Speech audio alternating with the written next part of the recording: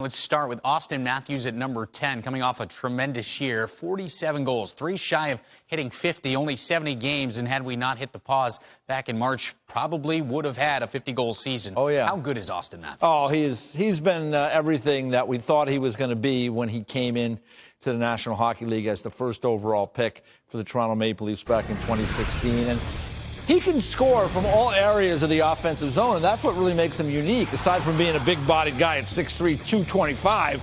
But look at some of these plays.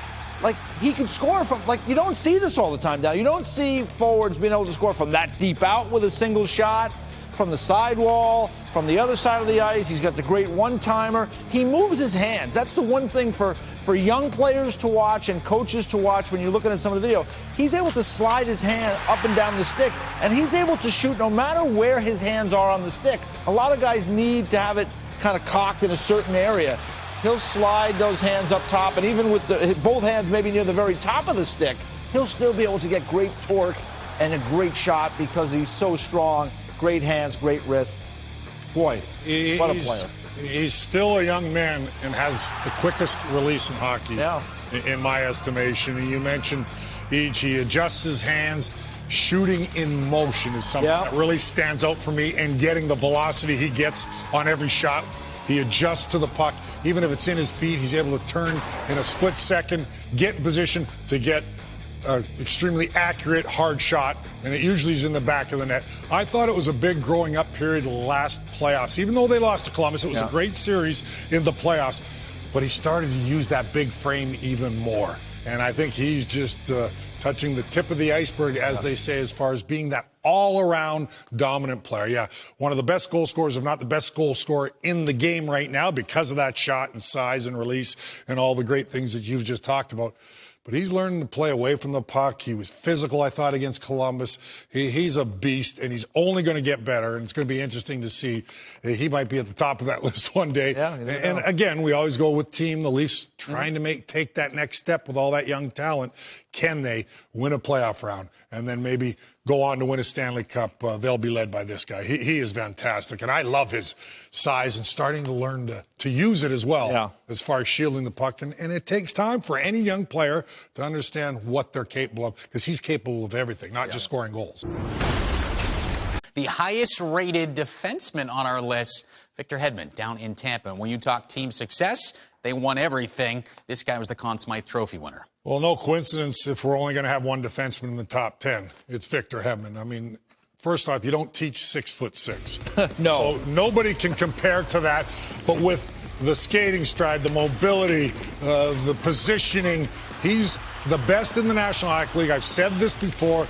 In the neutral zone, standing up before the red line. He just is on you in a split second when teams are trying to transition out of their zone. You don't see him because he times it well. We talk about gap control. He's the best in the game at it, but just all around, I don't think there's a comparison. He is the best defenseman in the National Hockey League. How often do we say through the last 5, 6, 7 years with Victor Hedman, we say it with all top defensemen, he's really struggling. He's going through a real bad stretch. Boy, he's playing bad. I don't think we ever say that with Victor Hedman. No. So consistency is also why, besides his size and strength and skating ability and shot, consistency on a nightly basis, on a yearly basis, is a big reason why Victor Hedman stands out alone as a top defenseman in the National Hockey League. He's one of those pillars that you build your franchise around, like really big, strong, #1 defensemen, big, strong #1 centers. Those are the pillars that you build really winning teams, and teams that are going to go on and win Stanley Cups, as we've seen.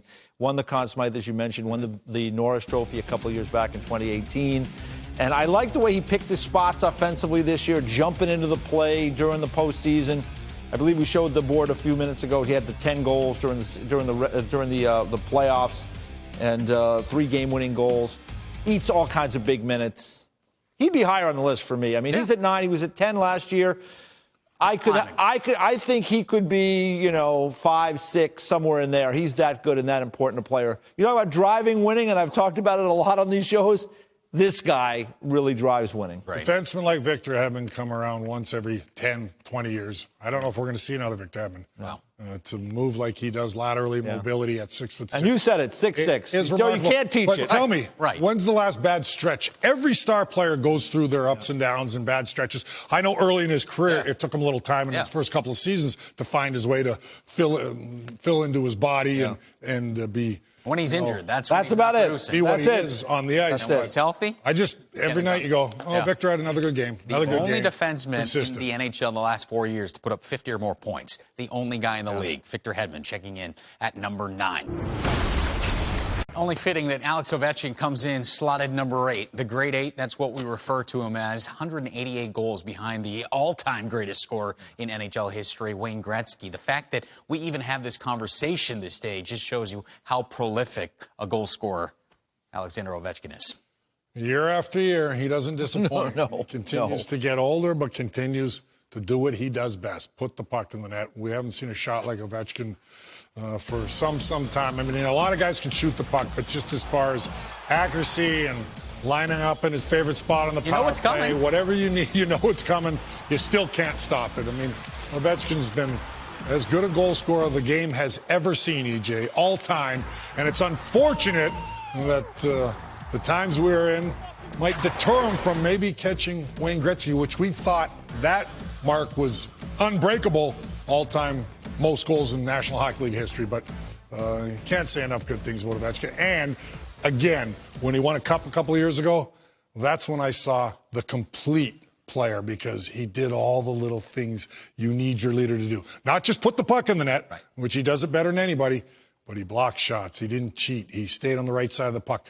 When his bench sees that and his teammates see that, they all follow. They all follow him. Alex is all in. He wants to win. And a big reason, I thought, why the Capitals won the Stanley Cup. You know, I'll go one step further with the goal scoring. I think that he's the greatest goal scorer to ever play in the NHL. And that's with all due respect to Mike Bossy, who I got to watch with the New York Islanders during the 80s, an unbelievable goal scorer.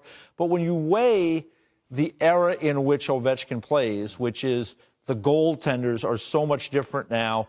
They are so much harder to beat. Goal scoring has been down early in Ovechkin's career. It started to move back the other way in recent years, but it's difficult. And when you talk to guys that played in the 60s, the 70s, the 80s, they talked about the fact that guys on the third and fourth line, they knew they could beat them. There was a difference in those players. Nowadays, the fourth line guys, the first liners are still much more skilled, but the gap in terms of the ability to skate is much different. And with the coaching and with the focus on trying to shut people down. Defensive structure much better than the 80s, 90s. That's a great point. And you can make I'm sure you can make a case for guys from different eras.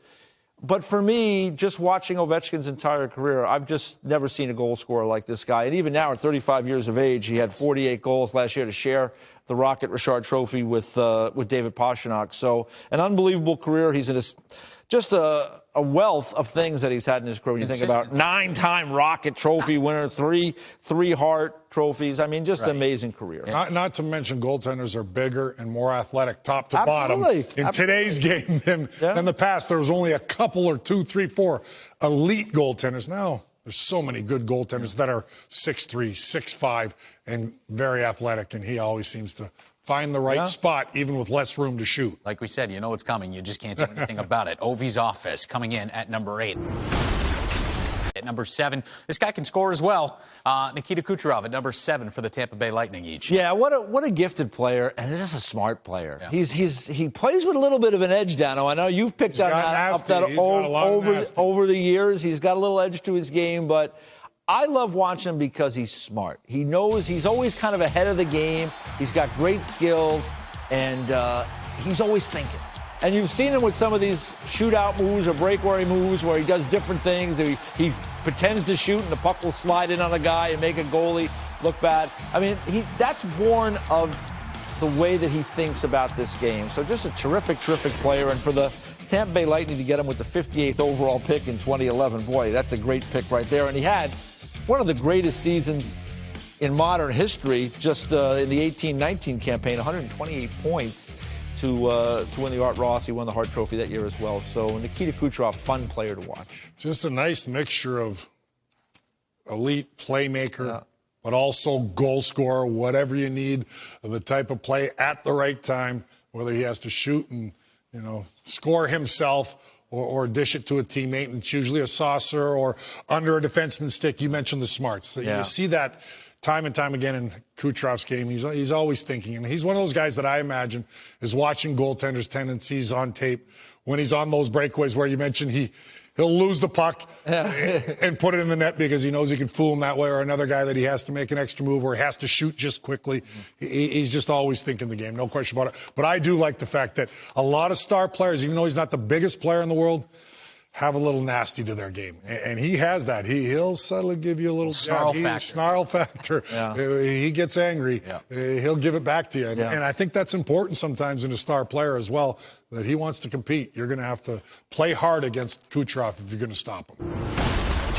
David Pastrnak, the first Boston Bruin to lead the league in goals since Phil Esposito did it back in the mid-1970s. This guy's got a knack for finding the back of the net. Yeah, and he's just getting better and better. And he's one of the great personalities in our game as well. It's just so much. He's one of those guys that's kind of fun to be around. I think viewers had seen that in some of the commercials that he's done.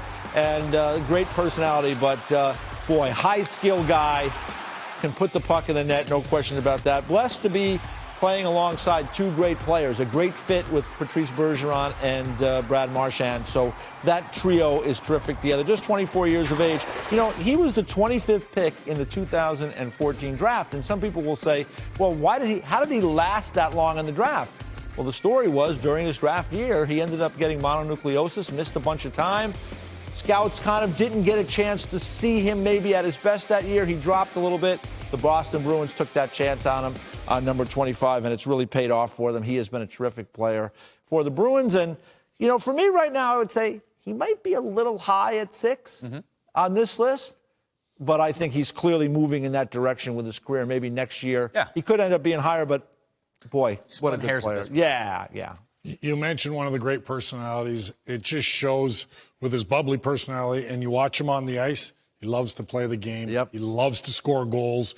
He's realizing he's getting better and better, and with that breeds confidence. So sky's the limit. I mean, this guy is one of those guys that thinks, I'm going to get 50 every year for the next, because he's still a young man. Oh, yeah, I'm going to get 50 plus every year for the next 5, 6, 7 years. He's on arguably the best line in the National Hockey League, but they all complement each other.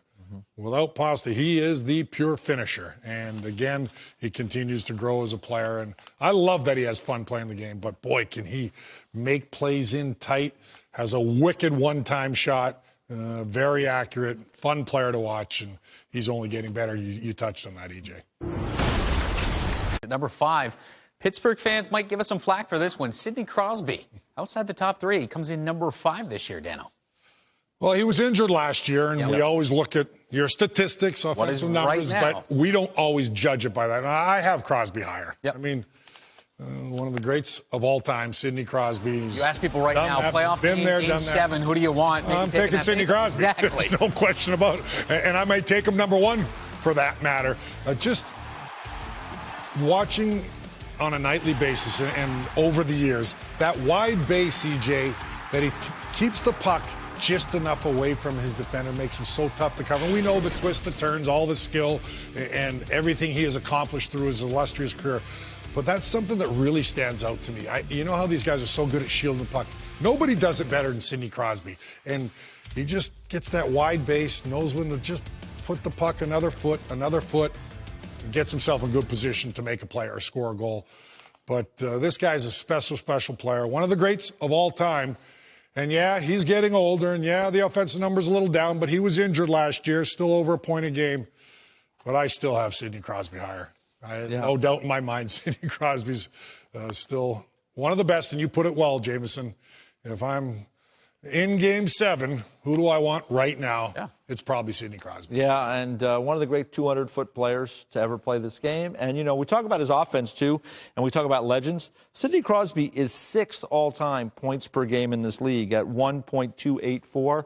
The guys ahead of him, it's just Gretzky, Lemieux, Bossy, Orr, and Marcel Dion. That's it. Yeah, I mean, so one of the great, great players to ever play the game, obviously, surefire Hall of Famer. And you can see these are the rankings that we've had for Sidney over the years.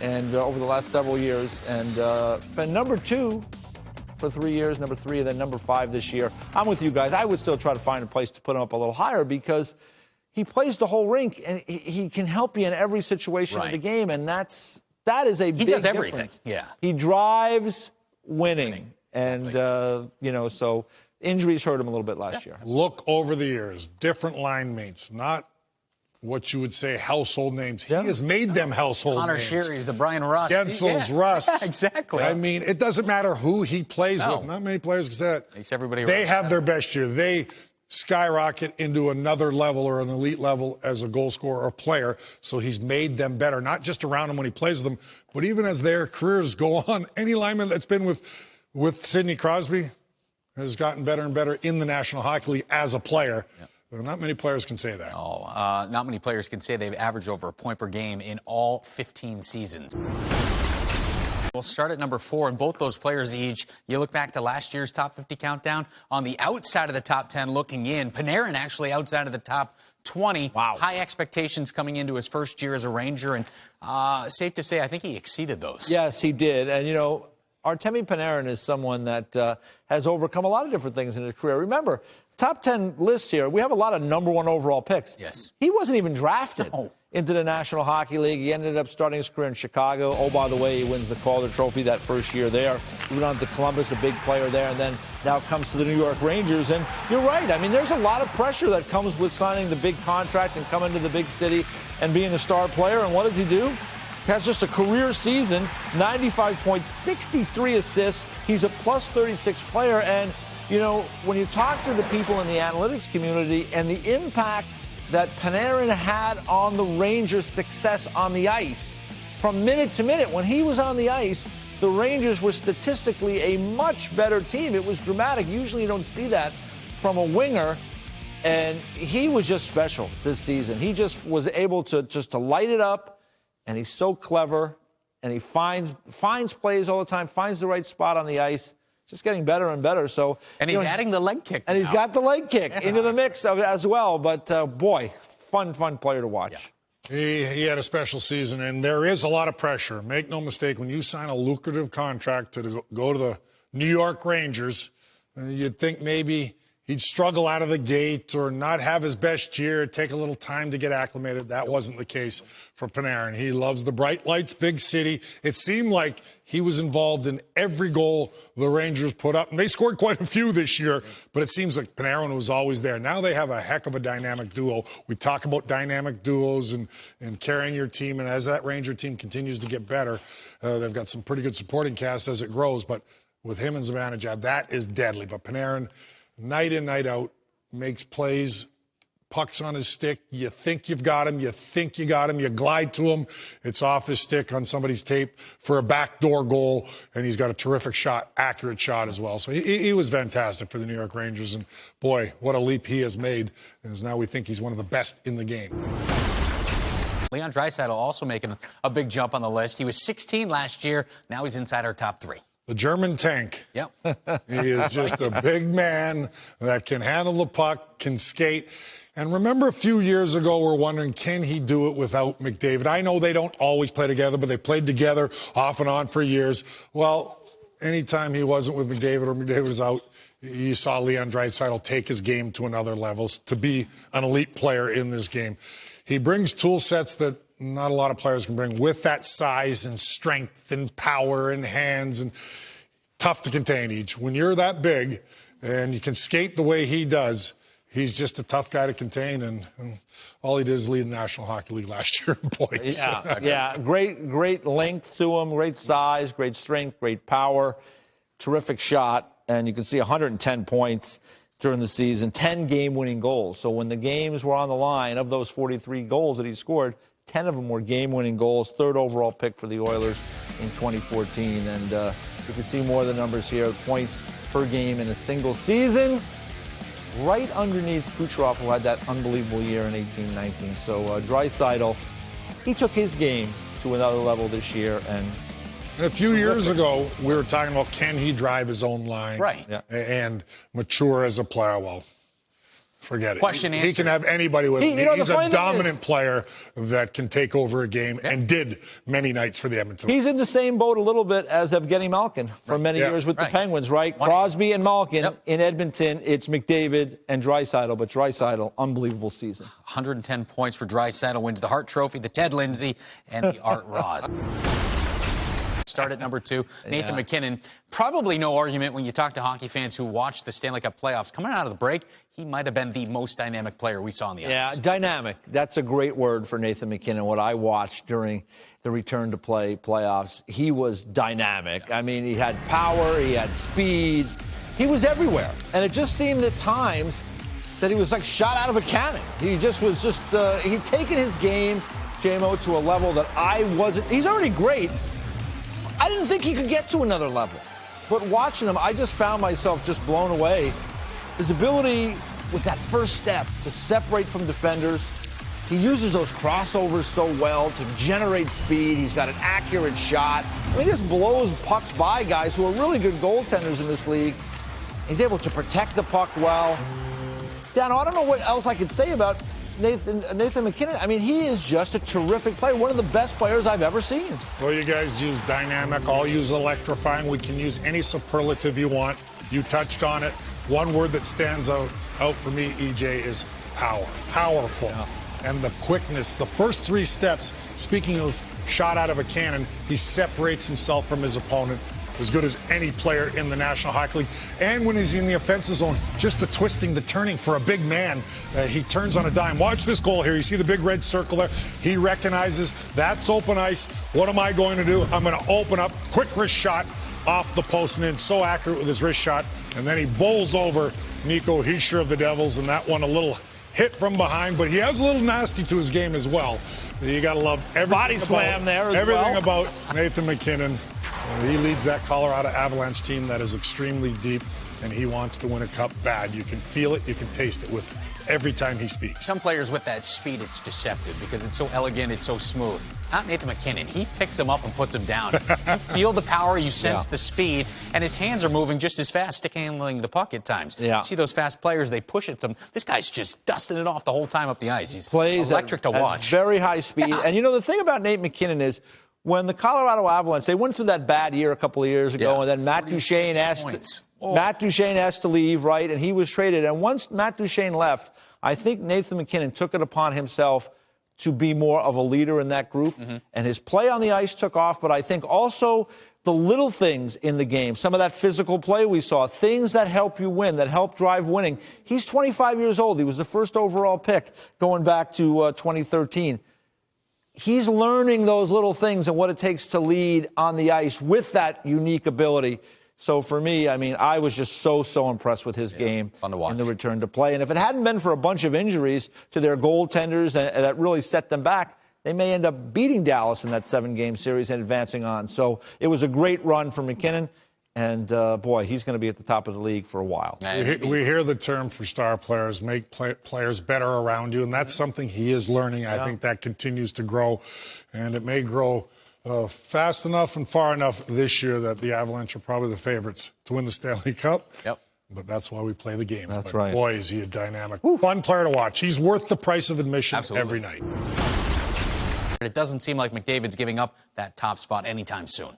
Well, speed, hands, and mind, all in unison collectively. He's the best we've ever seen. I mean, we've seen guys that can fly. We've seen guys with great hands in every decade. Having said that, we've never seen a guy with quite the tools that Connor McDavid has. Fastest guy I've ever seen. But to be able to do it with his hands and his mind, it makes him almost impossible to stop for a defenseman when he gets a full head of steam. I mean, it's remarkable, and he scores all different ways. He continues to try to improve that Edmonton Oilers team to be a Stanley Cup contender or a championship-type team, and he's continuing to learn how to engage his players around him as well. That's something for young players to make them better on a nightly basis. I think he's still got growth in that area, but as far as skill set and the things we've seen from him so far early in his career, we've seen nothing like it, ever. Yeah, you said it, Dano. He has that ability to have the fast feet working in conjunction with the great hands and then the vision and the mind to put it all together. We've seen players over the decades that have great skaters, hands aren't as good. Guys with great hands, maybe they don't think it as well. Guys who are really smart players, but they don't have some of those other attributes. He has all three of them in spades, and it's why he's one of the great players to ever play this game. All right, Connor McDavid checking in at number 1.